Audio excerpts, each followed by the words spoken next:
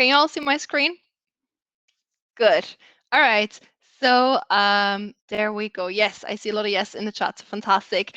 Thank you guys so much for joining today's session. Obviously, as the subject line said, we're going to be talking about sales and marketing alignment. So uh, yeah, there we go. So there's the agenda for today.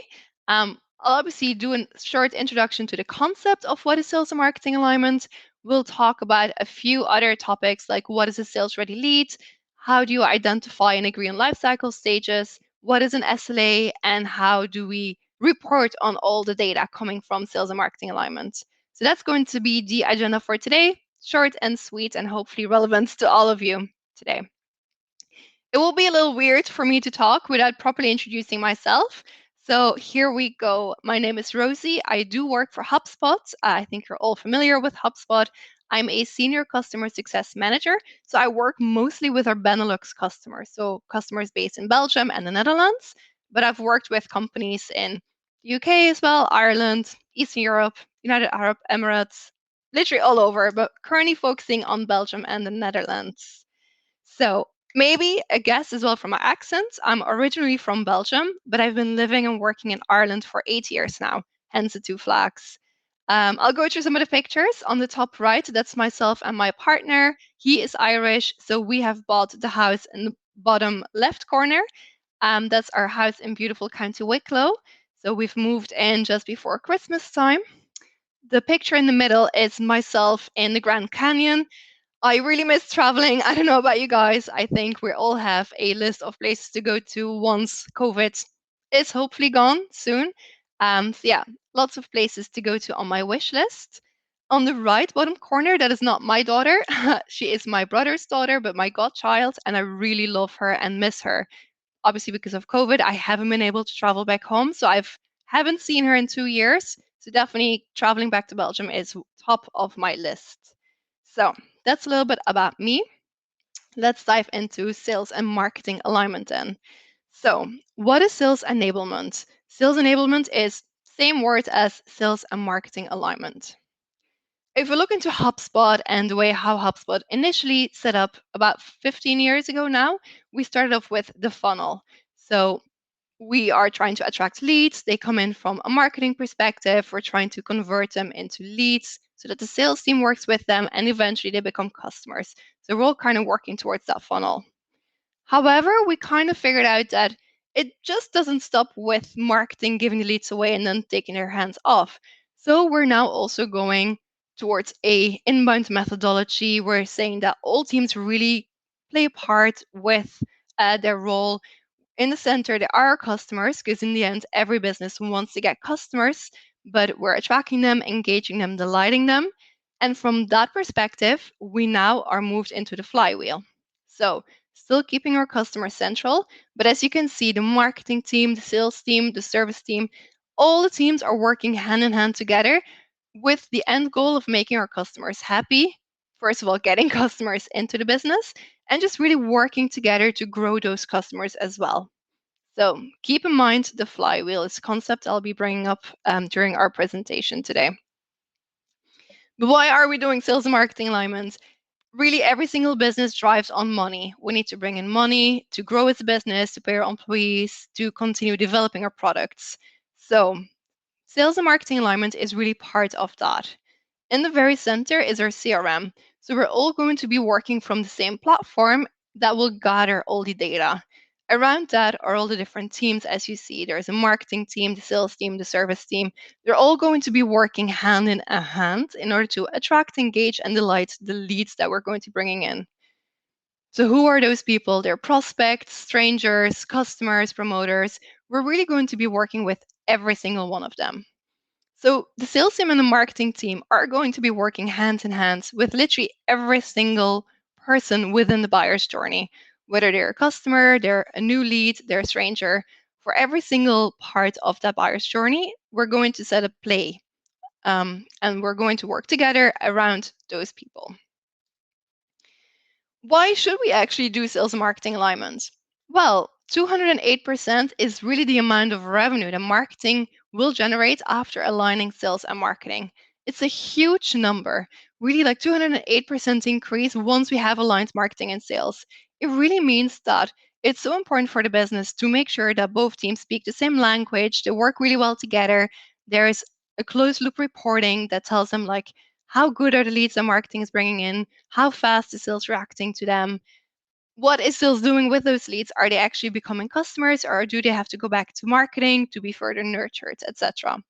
So it's really important for any business, really, doesn't matter in what industry you are, that we set up a good marketing and sales alignment.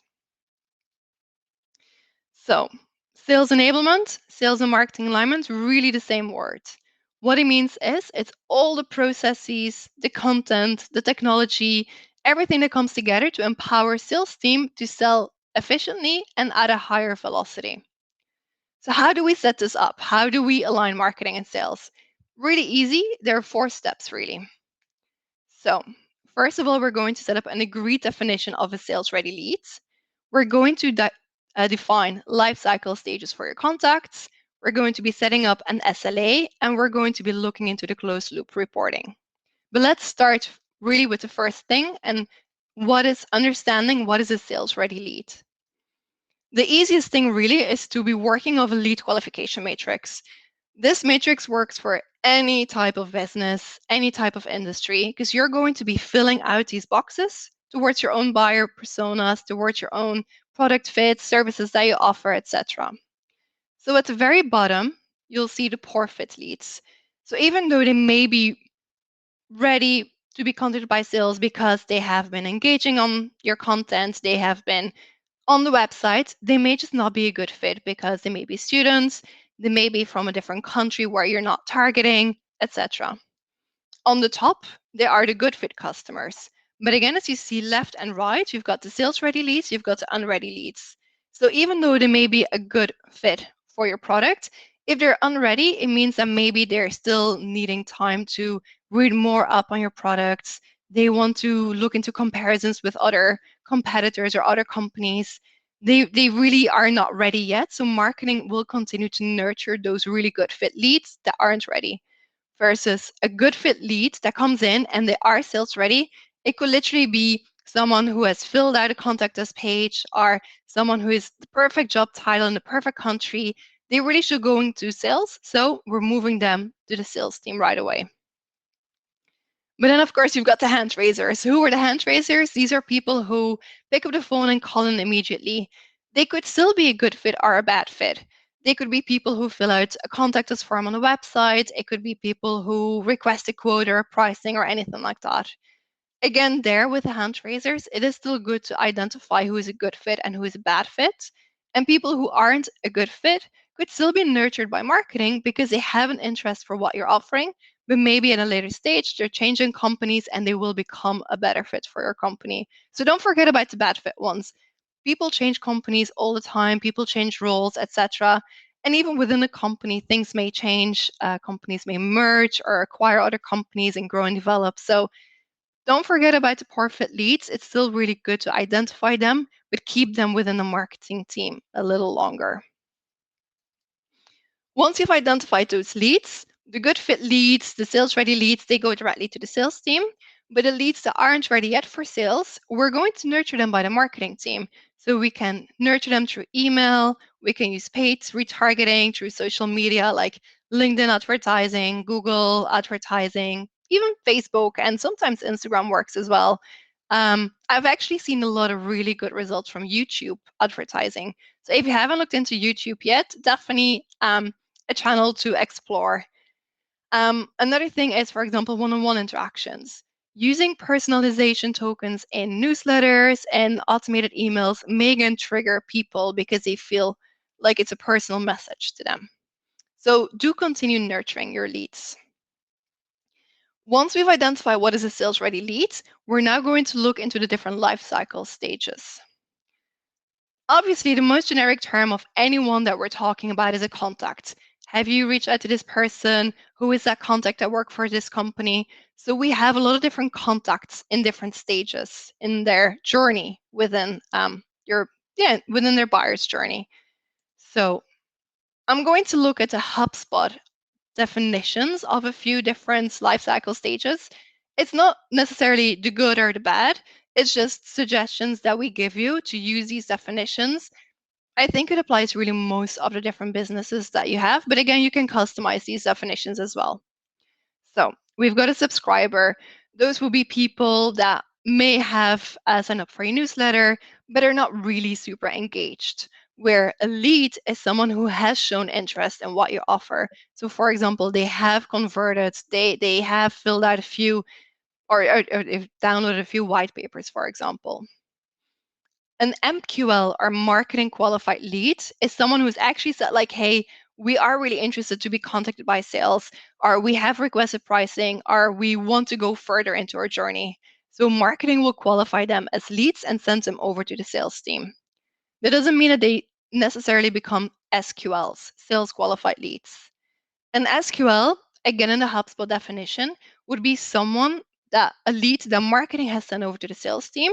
Sales will then look at that lead, and if they say, yeah, cool, we're happy to contact them, we're happy to send them a few emails, set up a demo call, etc., then sales is going to mark them as a sales qualified lead. From that, we hope that they become an opportunity. Again, in HubSpot terminology, and this is how our own sales team uses it, we will work off leads, so sales qualified leads, and only when there is a deal created, that's when the lifecycle stage becomes an opportunity, because that's when we're going to be putting probabilities, likelihood to close on those different deal stages. So an opportunity would be someone once there is a deal created. And then, of course, we're going to hope that everyone becomes a customer, a paying customer. Not everyone will become a customer, but that's hopefully the next life cycle stage. And an evangelist would be some of your super customers, people who are delighted to be your customer, people who would also be happy to be a referral call to some of your other customers. So evangelists are really like the top best customers that you have. And you want to treat them even more differently, like special. You want to give them something extra. It's also important to identify the other segment. So the other segment could be identified by yourself based on, for example, employees, because you also want to track your employees' data within your CRM, even just to understand like what emails are they sending out to the leads. Maybe closed lost opportunities for whatever reason they aren't a lead yet because they're not ready or interested, but we still want to have that data in the CRM. So we're going to mark them as other. If we put all of that in our funnel, we'll see from top down prospect, lead, MQL, SQL, opportunity, and customer. Sales and marketing alignment here is really crucial because we're now all have identified what every single contact means, so what every single life cycle stage means. But now we need to identify which team will own what part of the contacts. So generally, the marketing team will look after any prospects, leads, and MQLs up to the point that we send the leads over to the sales team. Then the sales team will work on the SQLs, opportunity, customer, and evangelist. Evangelist will kind of be managed by everyone if that is what your servicing team wants. So those are an overview of all the different life cycle stages. Again, remember that you can really customize these per industry, per company, but generally, I think it's really important that we kind of use similar wording and make sure that both sales and marketing teams understand the definition. Why is this important? Because then we're going to be looking at the data. Okay, if we need 1,000 customers, like how many opportunities do we need? How many leads does marketing need to send over to the sales team? So we're going to be looking at the conversion rate to understand if we need 1,000 customers by the end of the year, how many people do we need to attract on the website? Jesus, that's a lot of people there. So is this a realistic number? So it's really important that, yes, as a business, you identify this is a number of customers, but is this realistic? Are the conversion rates realistic? Is it a number that marketing can effectively give to the sales team? Like, can we really give 16,000 MQLs in a whole year to the sales team? How do we get to these numbers? I will let you know in a few slides. So we're going to be setting up an SLA, so a service level agreement. What do I mean with this? It's a collaboration again between the sales team and the service team to make sure that both teams work hand in hand to reach the company's goal. The company's goal again is to get the number of customers in. It's a both way, it's a two-way collaboration. The marketing team needs to commit a specific number of leads to the sales team so that the sales team can hit their quota and reach a company goal. But the sales team also needs to work back to the marketing team. The sales team need to say, look, we're going to action all the leads the marketing sends to us because we trust that they've given us good quality leads. But then we're going to tell them, yes, these leads were perfect, but these leads were actually not fantastic for these and these and these reasons. So the SLA really needs to work both ways so that we constantly get that feedback. So how do we get to the numbers of an SLA? We will need to know the average conversion rate of a lead to an opportunity. We need to understand what's the conversion rate of an opportunity that becomes a closed won deal, so that becomes a customer. And we need to understand what is the average value of a deal, like what's the average value of a customer, a sale. So if we're going to calculate this together, I just want to give you guys a number, a few numbers, a few examples, just to make it easier to understand. So we're going to look at the revenue goal. On a yearly basis, we need to make 100,000 euros net new business. The average value of a sale is 1,000 euros. So this means in order to get our goal, we need to get 100 new customers, let's say per month. Then, so we have identified the number of customers. We need 100 new customers in the month. About 1 in 2 opportunities are closed won, which is pretty fantastic. So 50% conversion rate from your opportunity to your closed won deal. So we need 200 opportunities. Next is from those 200 opportunities. So what's the conversion rate from a lead to become an opportunity? We need 200 opportunities. Around 50% of the leads become an opportunity. So we need 400 leads a month. And this is how we come to that specific number. So we're not just going to guess it. We're not just going to throw a random number at it without really understanding the business. So we have to calculate this. And you'll really better understand, like, okay, 400 leads a month. Is this doable for the marketing team? Like, do we actually get enough visitors on a website? Do we generate enough content? Do we do enough ads targeting in order to get those 400 leads? And if you don't, well, that's a good time to maybe revisit again. Like, will we actually get 100 customers? Or are we doing really well and maybe we can increase a target of 200 new customers a month? It really will be a bit different for every business, but it's really good to understand and make your decisions based on data. So in this example, every month the marketing team will deliver is it 200? I think maybe 400 actually, 400. I saw a mistake there. So marketing team will deliver 400 qualified leads to sales. Sales will contact them, will contact each of those leads within 24 hours of receiving. And actually I should have added, sales should also give feedback to the marketing team whether they were a great lead or not so good lead and why not. So the marketing can continuously improve their processes. So, and I'm actually going pretty fast through all of this, but that's fine. So we have a lot of time for questions. We need to really set up closed loop reporting as well. So what do I mean with that? Again, we need to understand within the marketing team and the sales team how those data is performing.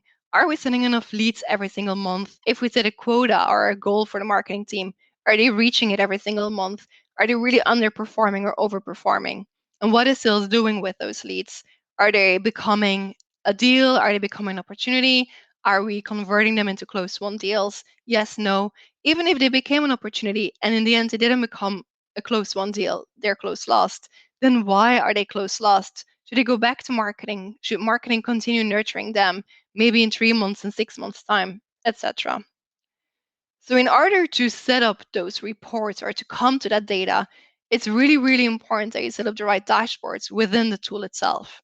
So first of all, I would encourage you all to set up a shared dashboard.